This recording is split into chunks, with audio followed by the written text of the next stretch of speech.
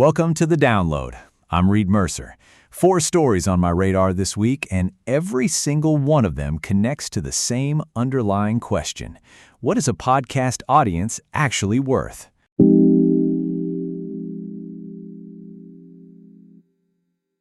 We want to hear from you. Submit questions via the web form in the description, or give us a call at 747-234-2678 and leave your question.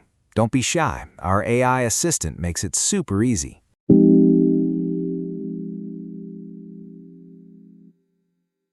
Here's the actual story underneath this week's news. Every deal, every platform move, every ad spend number you'll hear this week sits on top of one unresolved question. What counts as a listen? That question just got a lot more contested.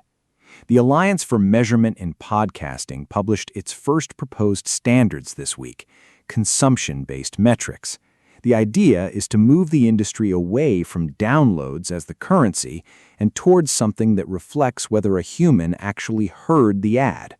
Forbes covered the task force, Podcast News Daily had the standards breakdown, and on the surface, it reads as good news for the industry. So here's my stress test. Who actually wins if consumption replaces downloads? Buyers win, full stop. Better measurement almost always flows upstream to the people cutting the checks.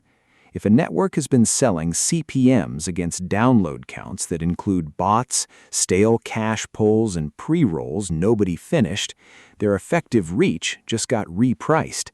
Some of those networks are going to look significantly smaller on a consumption basis. That's not a scandal, that's arithmetic. The optimistic narrative is that cleaner data means advertisers trust the medium more. Budgets grow, everyone benefits. That might be true over a 3 to 5 year horizon. But in the near term, the CPM compression risk is real for any network that hasn't already been transparent about actual completion rates. Now here's where it gets interesting. While the AMP task force is running its standards process, the buy side isn't waiting around. FinTech Global reported this week that Context Analytics launched a podcast sentiment data feed giving quant investors ticker-level signals pulled from audio content. Think about what that means structurally. Institutional money is building its own measurement infrastructure outside the IAB process, outside the AMP working groups, outside anything the sell side controls. Follow the money. When quant funds start treating podcast sentiment as a market signal, they're not doing that because they trust the download numbers. They're doing it because they've decided audio data is useful enough to build around, but they're not going to base it on metrics the sellers defined. That's a pressure vector the industry should take seriously. The sell side has been slow to standardize, and the buy side is quietly building around them. And then there's Bumper. PPC Land reported today that Bumper opened its analytics dashboard to all creators for free and added an MCP server so enterprise teams can query show data through AI. That sounds like a product update. It's actually a data play. Whoever aggregates first-party audience data at scale across shows becomes infrastructure. Bumper is positioning for that. The MCP server piece means enterprise clients can run their own queries, their own attribution models, their own audience segmentation. That's not a dashboard. That's an early move to own the data layer that sits between creators and buyers. So, 3 stories, 1 pressure point. The AMP standards process is trying to reform the currency. Quant money is building around it, and Bumper is racing to own the pipes. If you run a mid-sized podcast network and you're not stress testing your CPM pricing against a consumption-based world, your buyers already are. And here's the question that hangs over all of it.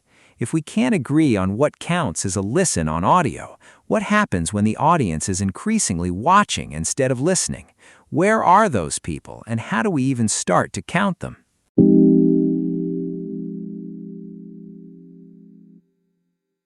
So that underlying question, what are we even counting, gets a lot more complicated when the audience is watching instead of listening. Edison Research's Podcast Consumer 2026 study, covered by Inside Radio this week, puts podcast audience reach at a new record high. The headline is growth. The actual story is where that growth is happening, at home, on screens, through platforms that were not in anyone's competitive set 3 years ago. Tubi, Netflix, these are not podcast companies, and yet here we are. SiriusXM struck a distribution and monetization deal with Tubi, bringing a slate from its podcast network onto the Fox-owned AVOD platform. Inside Radio and Stream TV Insider both covered it Wednesday and Thursday. Now, the instinct is to read this as a content story. SiriusXM is getting its shows in front of new eyeballs, sure, but the more important read is distribution economics. What does Tubi get? Inventory. Video podcast content fills ad-supported slots on a platform that runs on CPM against a massive, growing audience. What does SiriusXM get? A monetization path for video assets it is already built without having to own or grow the viewing platform. That is a classic licensing and distribution split. Cable operators ran this playbook for 30 years. Now ask the question the deal doesn't answer. If SiriusXM's value is as a content aggregator and its distribution increasingly runs through third-party platforms, what exactly is the proprietary asset? The subscriber base is eroding on the satellite side. The podcast network is strong, but it's landing on Tubi, Spotify, Apple, everywhere. Wide distribution helps reach. It does not build a moat. Now, Spotify should be paying attention here. The moment Tubi and Netflix establish themselves as credible video podcast destinations, the competitive set expands beyond audio-native platforms. Podcast News Daily reported yesterday that Netflix and Tubi are still far behind the incumbents in terms of podcast platform presence, but that is a today statement. The trajectory is what matters, and aggregators have won distribution races by buying reach rather than building it. You know who built massive reach in the 90s by licensing content instead of owning it exclusively? Cable. And you know who eventually got squeezed? The content companies that forgot to keep some distribution leverage for themselves. The audience data from Edison is validating the video bet. Consumption is shifting. Where ad budgets go next follows the measurement conversation we just had. If buyers can finally verify who watched versus who downloaded, video podcast inventory on an AVOD platform becomes a lot easier to price and buy than a traditional feed. Tubi's business model is built for exactly that transaction. And the distribution land grab only matters if you have IP worth putting on those platforms. Which brings us to what networks are actually doing to build that catalog, signing marquee talent and locking in signature shows before the window closes. Obama, Gladwell, iHeart's renewal play, that is where we go next.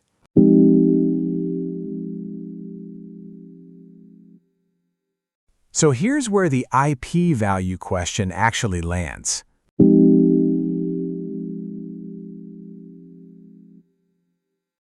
So the balance sheet version of everything we've covered today, Listen Notes data, reported by both Inside Radio and Podcast News Daily, shows new podcast launches hit a record low in May. The instinct is to read that as a warning sign. Flip it. For established networks, that's the best competitive news you've gotten in years.